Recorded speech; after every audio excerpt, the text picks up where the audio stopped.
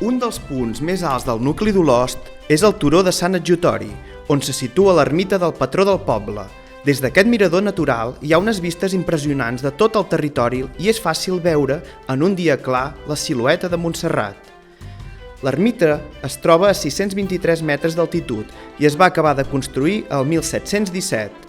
Consta de la capella, on estan entrant els diferents personatges de la Fira d'en Rocaguinarda, i també d'un campanar d'espadanya, així com també de la Casa dels Ermitans.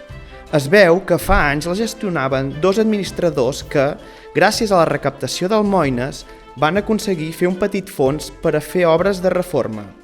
El 1772 l'ermita estava en molt mal estat i per això el bisbe de Vic la va fer tancar i va fer baixar el sant a l'església de Santa Maria, fins al 1780, que es va acabar de restaurar.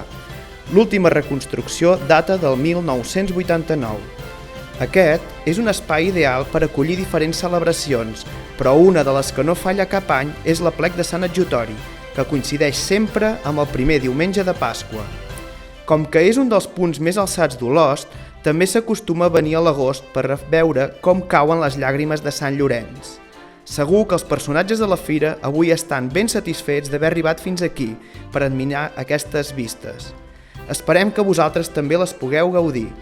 I us esperem a la Fira d'en Rocaguinarda el primer diumenge de novembre.